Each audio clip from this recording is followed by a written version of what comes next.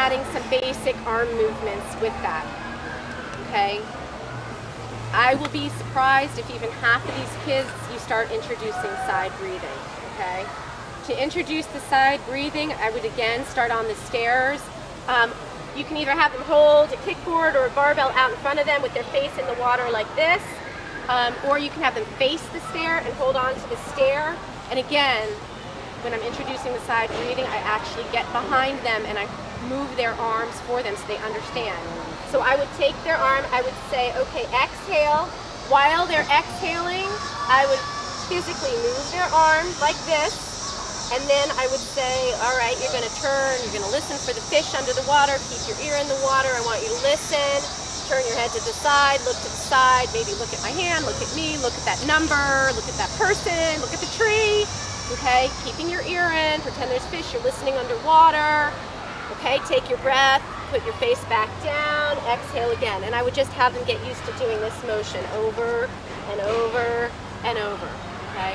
When they're good at that, then I would actually start moving their arm like this. They're exhaling, breathe, exhale, and you're talking them through this the whole time. You know when they're about out of air. Turn your head to breathe when you're ready.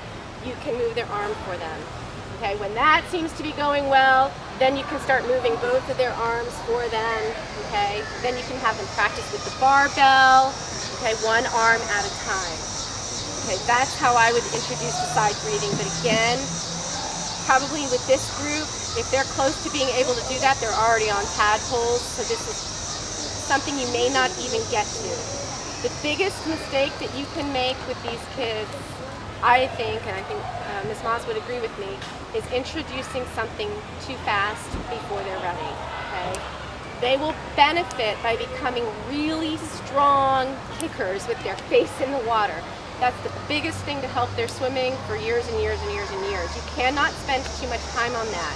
They need to develop the technique, they need to develop the strength, and you guys can help them with that. So they might be good kickers, you still need to have them practice it for 5 minutes every time they're with you, okay? And you don't have to do it all at once. Kick for a little bit, take a break, do something else, come back to the kicking. You can never kick too much with these kids. They can develop the breath control and the leg strength while they're doing it. Okay. If you're never not sure if somebody is ready for the next thing or if you're moving too fast, please ask. Okay. I'm here all the time with my kids on the swim team. I'm around. Ms. Moss is around, and we can maybe watch and help you figure out, what to do. If you're bored and you're just kind of like at a loss, I don't know what else to do to keep it interesting and exciting, ask. At the back is the glossary of activities. These are all things I've done with kids, songs I've sung for different skills, and I'll just run through them. Some of them are very self-explanatory. The first one is the alligator. I know that in some years you've used the baby pool if you've gotten desperate. This would be a good one for the baby pool. They're just walking with their hands on the bottom, propelling themselves forward while they're kicking. They're walking and kicking. And you can use it the same way you use the barbell, okay? They do it at first maybe without kicking. All these kids are probably ready for kicking. So they've got their head up, and then they've got their face down, and they're exhaling, okay? And I've sung a song, and I'll sing for you guys, because I like you, okay? So I sing, let's see. Alligator, alligator, munch, munch, munch. Alligator, alligator, Jane wants lunch. I know it's silly, but these are preschoolers, and they like that kind of thing. So, for the back float, I talk about things that you already know, just to remind you what the important parts are to remember about back floating, and give you the progression about helping them float on their back. One of the things to remember about floating on their back is that you want to get in a position that is really comfortable for them and allows them to have their body positioned correctly in the water. What I find works the most easily for me is to really crouch down behind them. So if they were laying in the water, I've really bent down. So my chin is basically at water level, and I'm kind of supporting them here under their arms like this. So their legs can be swished around. So their body can be just floating normally. Okay, if you're standing up too high, you may be almost lifting their shoulders a little bit, and once you start doing that, you're going to be forcing their legs right down to the bottom. So you want to make sure that you're not pushing up on this top part of their body or they don't stand a chance, okay? And if you're behind them like this, you can use your leg and gently push their bottom up if it starts to sink, okay? If they're really nervous about being on their back, some of them are, they're going to jackknife their legs. I've had kids that literally have their legs sticking right out of the pool, okay, while I'm holding them. In that case, I really get around them and I give them a hug and I'm talking in their ear and we're singing a song and looking at the sky and look at the clouds and the birds and the trees, and eventually they just start to relax. And as they start to relax and their legs come down, I kind of unwrap a little bit and, you know, just kind of go to this position again, real close to their ears, continuing to talk to them, okay? They start out very nervous about back floating. Some of them are actually, well, they'll seem like they can do anything, but you put them on their back this early in the year and they get scared. Actually, we used the baby pool for some of those kids last year because you can get right under them. And I just said, when your bottom drops, if you get nervous, drop it on the bottom of the baby pool.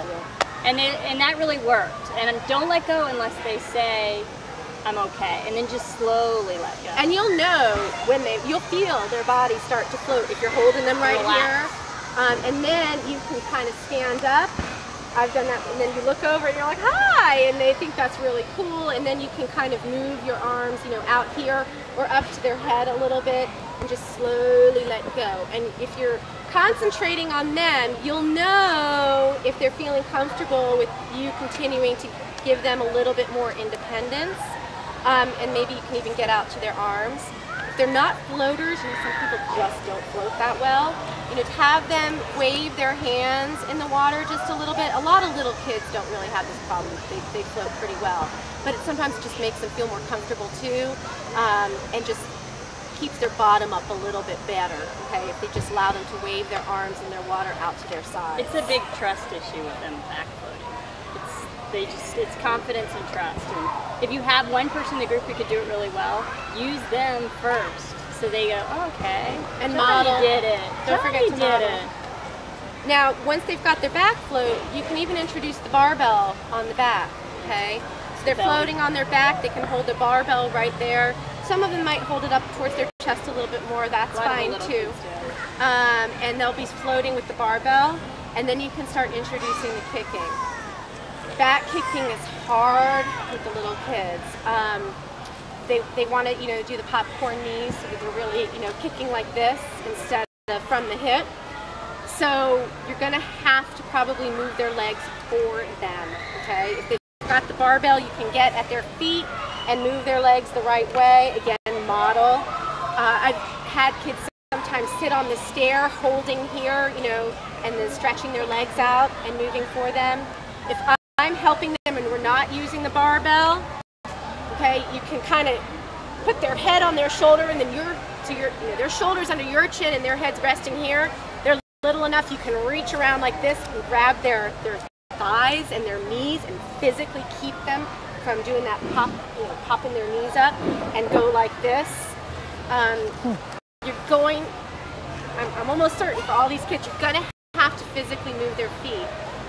And I've seen that that's hard for instructors to do, but don't be afraid to touch their feet and force them. And even if they start trying to pull their leg, I'm not talking hard, but don't, you know, resist them. Don't let them pull their knee up, okay? So that's the progression for the backstroke kicking. And eventually when the kids get good and they're moving along, snapping along, kicking correctly with that barbell, take it away. You may want to just hold them under their shoulders a little bit, you know, put your hand here in their torpedo arms and walk with them as they're kicking, and then eventually let go and they'll be doing it on their own. All right, so let's move along here. Okay, backstroke. If they can kick on their back with their arms up, okay, in a streamlined position, okay, then start getting them that arm motion. It's just like freestyle. I sometimes have them get out of the pool and, you know, just move their arms like this, move them for them. Then we get back in the pool and they're kicking. It's hard, and you just kind of, again, I kind of squat down underneath them and they're kind of like with their head on my shoulder, and I'm just kind of moving their arms for them as I'm walking backward. Okay, it's complicated, but you can do it. have them do it one at a time when they're doing something that's new, because they'll try to all come at you at once and you can't correct them all. So one at a time.